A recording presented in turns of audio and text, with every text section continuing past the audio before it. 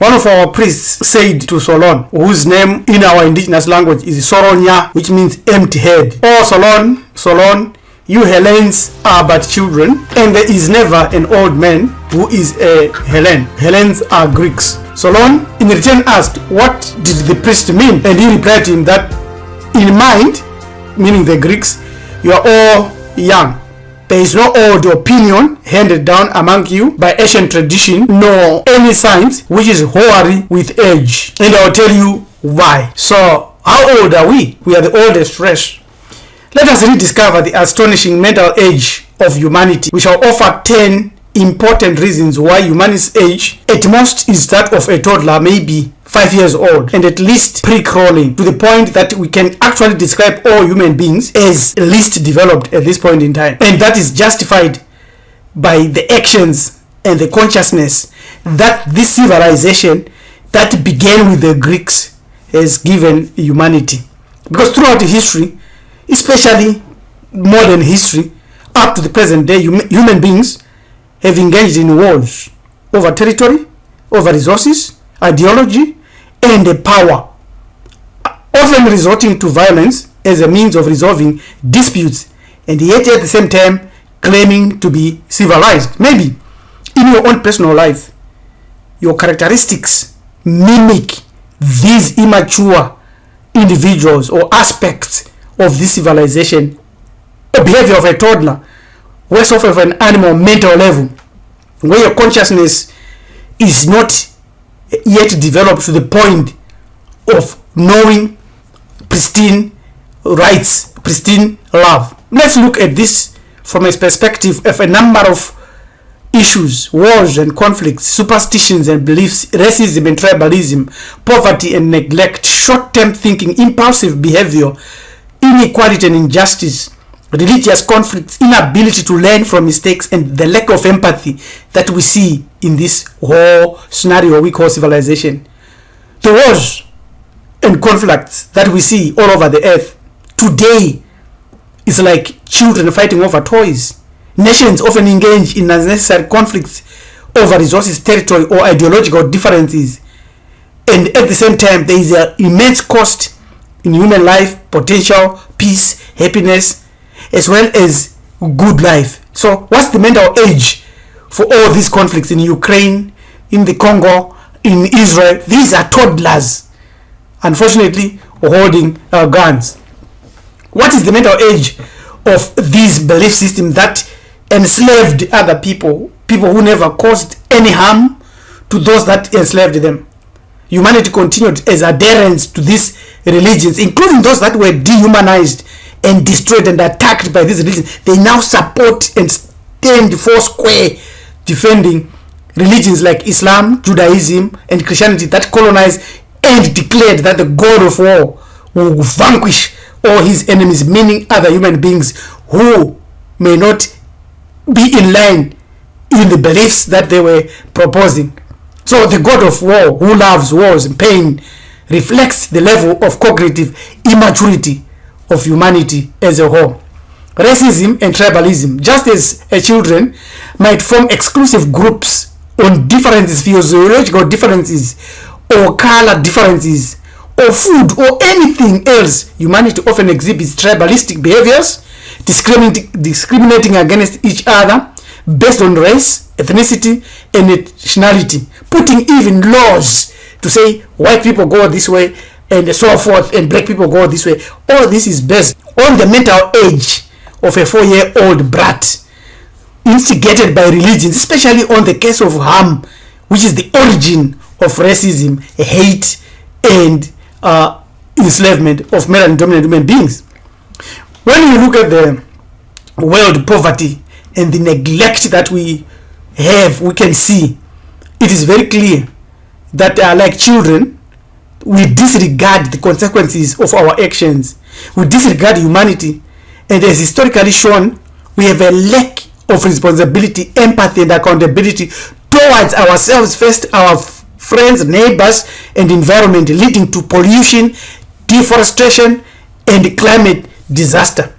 In fact, the rich cannot see the poor because they are so rich, they think the whole earth is full of them. You know that only 100 people control 7.5 billion people through resource accumulation amongst them. Despite the fact that we've got millions also with PhDs in economics, poverty exists not because we cannot feed the poor, but because we can never satisfy the rich. These are proofs of immature individuals, immature species, immature human beings, especially when we engage in short-term thinking.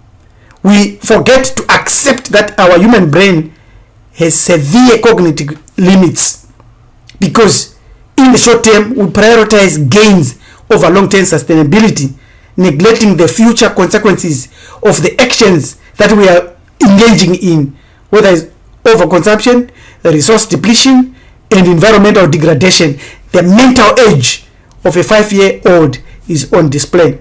We need nehast. We need a spiritual awakening, which our ancient ancestors taught as a way we can use our limited brain to attain spiritual enlightenment, to experience the state of consciousness and awareness of self, and the awareness of the divine connection we have with nature, with our neighbors, with our friends, and with our relatives. Then we might graduate from being little toddlers to actually mature individuals and sustain that. Impulsive behavior. We as human beings allow the physicality of our bodies, especially the dopamine receptors and the desire for satisfaction and satiation in our neuronal activity and brain activity, to really push us to be satisfied quickly, impulsively, without reasoning and without considering the consequences and the evidence of the outcome of our decisions that we make at a personal level, societal level, and political levels, leading to regrettable outcomes and sometimes missed opportunities for consciousness growth, for cooperation, and for a good life on earth. It is very clear that the world is full of inequality, global inequality versus human needs in health and in wealth, in food, and in other resources. Just as little children might perceive fairness differently and exhibit selfish tendencies, humanity struggles with issues of inequality, injustice, and exploitation, often perpetuated by systems and structures that have been constructed and manipulated to further promote and favor certain groups over others. The top 1% controls 46% of world's wealth. That's Oxfam. It's actually maybe a very conservative figure. This is where you can go and learn that still it is not enough for them. But to correct all the imbalances and to allow us to grow more, our ancient ancestors had a concept known as ma'ati, a concept of truth, justice, law, integrity, uprightness, correctness, righteousness, steadfast, unalterable reality, order, stability, continuity, equilibrium, balance, measurement, and reciprocity. This concept is the concept of right, truth, real, genuine, upright, righteous, just, authentic. It's ma'a. And it has been known in many other religions and philosophies by many other names. Religious conflict. This is very critical. We will just scratch a little bit because of the Arab slave trade. We have got people that today promoting Islam as African religion. It is not. It is an enslaving, it is a destructive belief system for melanin dominant human being. The same with Christianity, the same with Judaism, the same with Hinduism, the same with Buddhism. These religions have created conflict. Only melanin dominant religions have never been evangelistic. Our religions in ancient times realized that people have freedom to live their own life and their own culture. Religious conflict stems from differences in belief and in belief systems, in rituals and interpretations of sacred texts written by men and a belief in God, whom they say is the creator, who then wants us to teach others about him while he is seated somewhere and forgetting about it. Our actual original religion never advocated for such a deity. These conflicts that we see today, that we have seen on earth, indicate our childish behavior due to propensity to escalate into violence and bloodshed when adherents refuse or resist your push. And they want to keep their religious identity and cultural identity, and then those that come with a new religion feel threatened or feel that these are to be wiped off, reading their scriptures, the Quran, the Bible, and the Torah.